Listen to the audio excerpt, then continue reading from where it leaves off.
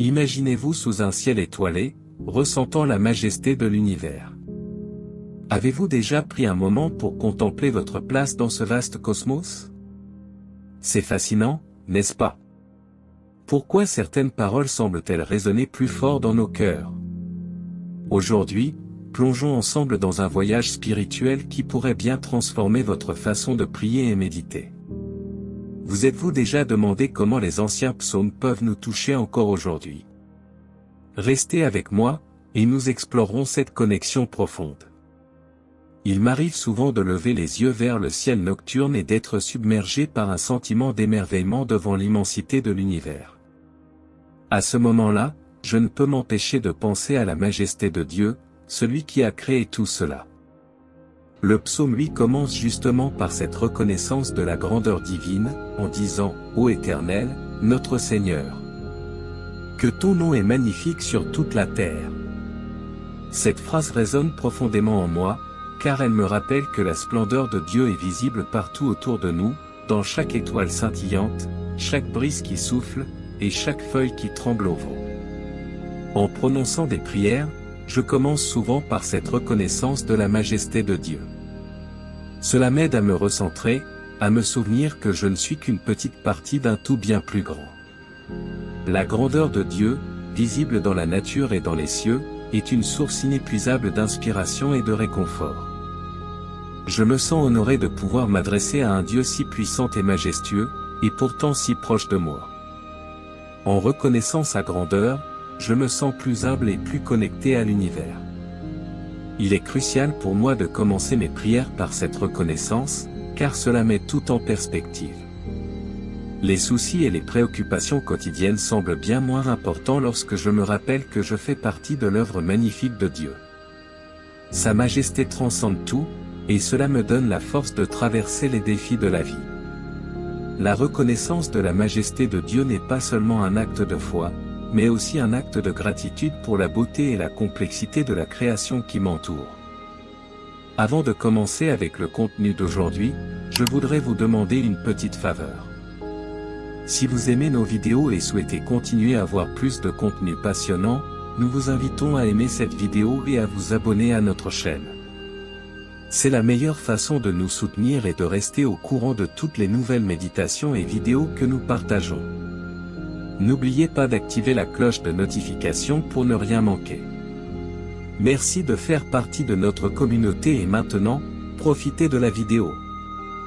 La louange et l'adoration sont des éléments essentiels de ma relation avec Dieu. Lorsque je me mets en prière, je prends le temps de louer Dieu pour sa grandeur et pour les merveilles de sa création. Le psaume 8 est un excellent guide pour cela, car il ne se contente pas de reconnaître la majesté de Dieu, mais il l'exalte activement. Les mots du psalmiste, « Que ton nom est magnifique sur toute la terre », sont des paroles que je fais miennes dans mes prières. L'adoration est pour moi une manière de me rapprocher de Dieu, de reconnaître non seulement sa grandeur, mais aussi sa bonté, sa miséricorde et son amour infini. En louant Dieu, je me rappelle toutes les bénédictions qu'il m'a accordées, grandes et petites. Chaque jour, je trouve de nouvelles raisons de l'adorer, que ce soit pour la beauté d'un lever de soleil, la joie d'un rire partagé, ou la paix intérieure que je ressens en sa présence. Mes prières de louange sont des moments intimes où je peux exprimer toute ma gratitude et mon amour pour lui. L'adoration et la louange ne sont pas seulement des actes de dévotion personnelle, elles renforcent aussi ma foi et ma confiance en Dieu. En exaltant ses actions et son caractère, je me rappelle que Dieu est digne de toute ma confiance. Cela m'aide à affronter les incertitudes de la vie avec assurance, sachant que je suis entre les mains d'un Dieu aimant et puissant. La louange devient ainsi non seulement une reconnaissance de qui est Dieu, mais aussi une affirmation de ma foi en lui et en ses promesses. Il y a quelque chose de profondément apaisant à contempler la création de Dieu. Que ce soit en regardant les étoiles par une nuit claire ou en admirant la complexité d'une simple fleur, je suis constamment émerveillé par la beauté et la diversité de la nature. Le psaume lui nous invite à réfléchir sur « les cieux, ouvrage de tes mains, la lune et les étoiles que tu as établies ». Ces paroles me rappellent que tout ce qui m'entoure est un témoignage de la puissance créatrice de Dieu. Dans mes prières, j'exprime souvent mon émerveillement et ma gratitude pour la création. Je remercie Dieu pour les paysages magnifiques, pour la faune et la flore, et pour les merveilles naturelles qui rendent la vie sur Terre si extraordinaire. Chaque élément de la nature, du plus petit au plus grand, témoigne de l'ingéniosité et de l'amour de Dieu. En reconnaissant cela, je me sens plus connecté à lui et plus conscient de ma place dans son plan divin. L'émerveillement devant la création me pousse également à respecter et à protéger l'environnement. En voyant la main de Dieu dans chaque aspect de la nature, je comprends l'importance de prendre soin de ce monde qu'il nous a confié. Mes prières incluent souvent des demandes de sagesse et de discernement pour agir en tant que bon gestionnaire de la création. En fin de compte, l'émerveillement devant la création renforce ma foi et mon engagement à vivre en harmonie avec les principes divins. Il y a des moments où, face à l'immensité de l'univers, je me sens incroyablement petit. Le psaume 8 capture ce sentiment de manière poignante. Qu'est-ce que l'homme, pour que tu te souviennes de lui? Et le Fils de l'homme, pour que tu prennes garde à lui. Ces mots résonnent en moi, car ils expriment une vérité profonde. En comparaison avec la grandeur de la création, nous sommes si insignifiants, et pourtant, Dieu nous accorde une attention particulière. Dans mes prières, je prends le temps de reconnaître cette humilité. Je confesse ma petitesse et ma dépendance totale envers Dieu. Cet acte d'humilité n'est pas une dévalorisation de moi-même, mais plutôt une reconnaissance de ma place dans l'ordre divin des choses. En acceptant ma propre insignifiance face à la majesté de Dieu, je trouve un sentiment de paix et de réconfort. Cela me rappelle que je n'ai pas besoin de tout contrôler, car Dieu est aux commandes. Cette humilité m'encourage également à vivre une vie de servitude et de gratitude. Je suis conscient que chaque souffle, chaque moment de bonheur et chaque succès sont des dons de Dieu. En reconnaissant ma dépendance envers lui, je cherche à vivre de manière plus authentique et authentiquement reconnaissante. Cette attitude d'humilité et de reconnaissance me pousse à être plus compatissant et à servir les autres, car je vois en eux la même dignité que Dieu m'a accordée. L'un des aspects les plus étonnants du psaume 8 est la manière dont il juxtapose notre petitesse avec la dignité que Dieu nous confère.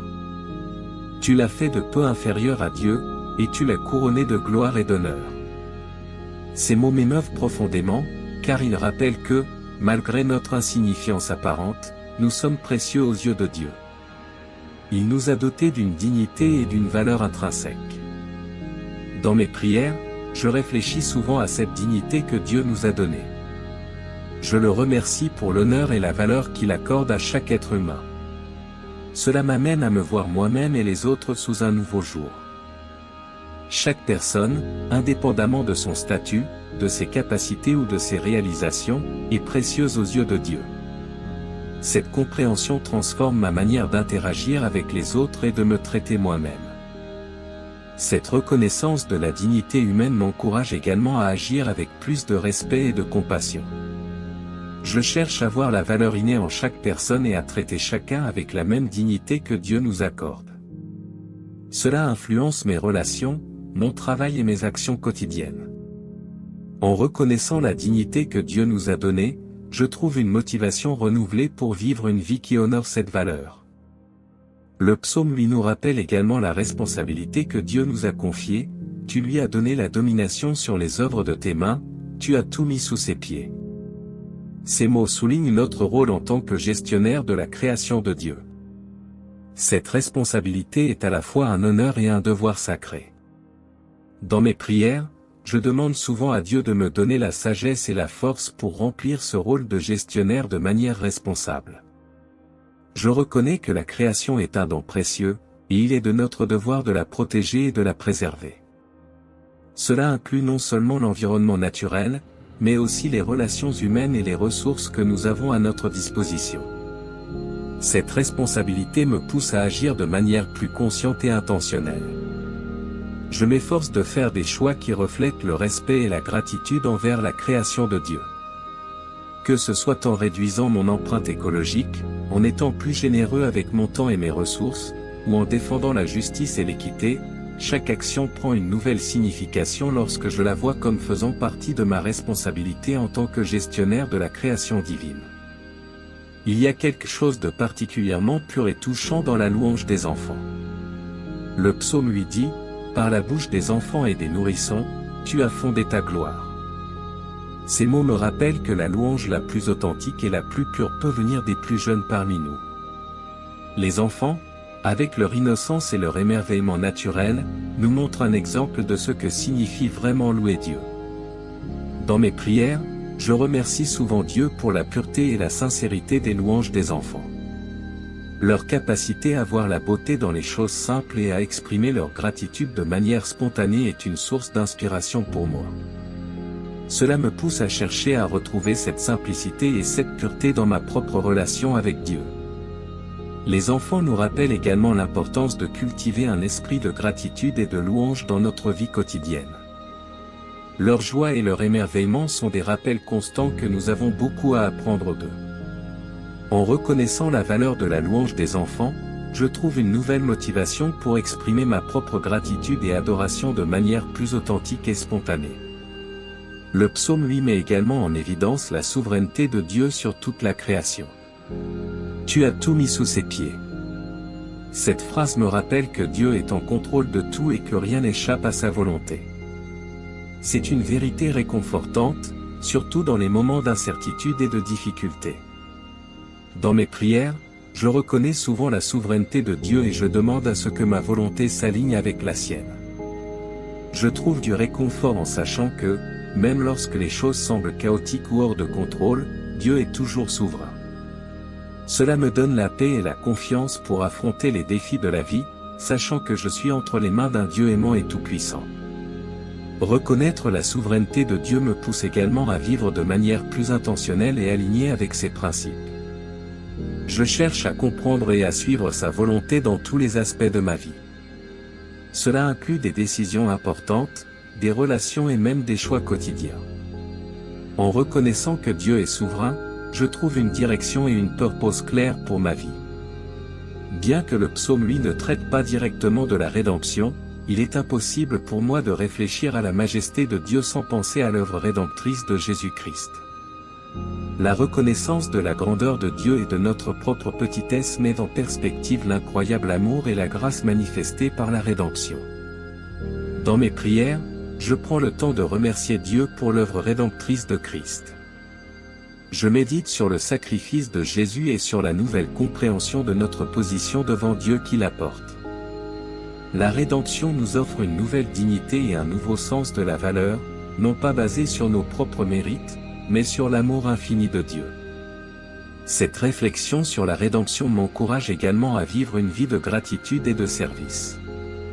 Je suis conscient que, par la grâce de Dieu, j'ai été racheté et invité à faire partie de son plan divin. Cette compréhension transforme ma manière de vivre, m'incitant à partager cette bonne nouvelle avec les autres et à vivre de manière à refléter l'amour et la grâce de Christ. Comme le psaume lui commence et se termine par des mots de louange, je trouve qu'il est approprié de conclure mes prières de la même manière. Après avoir reconnu la majesté de Dieu, exprimé ma gratitude et réfléchi à ma place dans son plan, je termine en louant à nouveau sa grandeur et sa bonté. La conclusion par la louange est une manière de fermer le cercle, de revenir à la reconnaissance de qui est Dieu et de ce qu'il a fait. C'est un rappel que, peu importe les défis ou les bénédictions de la vie, Dieu est toujours digne de louange. Cette pratique renforce ma foi et me remplit d'une paix et d'une joie profonde. En terminant mes prières par la louange, je ressens un sentiment de complétude et de connexion avec Dieu. Cela me rappelle que, malgré mes faiblesses et mes préoccupations, je suis aimé et soutenu par un Dieu majestueux et aimant. La louange devient ainsi non seulement une expression de gratitude, mais aussi une affirmation de ma foi et de ma confiance en lui. En méditant sur le psaume 8 et en incorporant ces réflexions dans mes prières, je trouve une source inépuisable de réconfort, d'inspiration et de direction. Ces prières me rappellent la grandeur de Dieu, la dignité qu'il nous accorde, et la responsabilité que nous avons en tant que ses enfants. Elles renforcent ma foi et m'encouragent à vivre une vie qui honore. Alors que nous arrivons à la fin de cette exploration profonde du psaume 8, pensez à l'impact de chaque mot sur votre cœur et votre esprit. Ce psaume nous rappelle la majesté de Dieu et notre place unique dans sa création. N'est-il pas étonnant de penser que malgré l'immensité de l'univers, Dieu se soucie de chacun de nous personnellement? Imaginez-vous, sous le ciel étoilé, en train de contempler la grandeur de l'œuvre de Dieu. Ressentez-vous ce sentiment d'émerveillement et de gratitude? Comment allez-vous intégrer cette prière et cette méditation dans votre vie quotidienne? La prière basée sur le psaume 8 nous invite à reconnaître notre valeur en tant qu'être humain créé à l'image de Dieu. Quelles actions allez-vous entreprendre aujourd'hui pour vivre pleinement cette vérité? Et maintenant, prenez un moment pour vous poser cette question: comment pouvez-vous, dans votre propre vie, refléter la majesté et l'amour de Dieu? Quelles petites actions, peut-être insignifiantes aux yeux des autres, mais grandes aux yeux de Dieu, pouvez-vous accomplir? Je vous encourage à partager vos réflexions dans les commentaires ci-dessous. Quelle partie du psaume 8 résonne le plus avec vous? Comment la prière et la méditation sur ce texte ont-elles touché votre cœur? Réfléchissez également à la façon dont vous pouvez inviter plus de sérénité et de louange dans vos routines quotidiennes. Avez-vous des rituels de prière ou de méditation qui vous aident à rester connecté à Dieu? Partagez-les avec notre communauté, nous avons tous à apprendre les uns des autres. Et si vous vous sentez inspiré, pourquoi ne pas prendre un moment maintenant pour prier, en utilisant vos propres mots ou en vous laissant guider par ceux du psaume 8? Merci d'avoir partagé ce moment de réflexion et de prière avec moi. Ensemble, continuons notre chemin de foi, toujours plus proche de Dieu, toujours plus conscient de sa présence merveilleuse dans nos vies. À très bientôt sur Chemin de la foi. Que Dieu vous bénisse et vous guide dans chaque pas.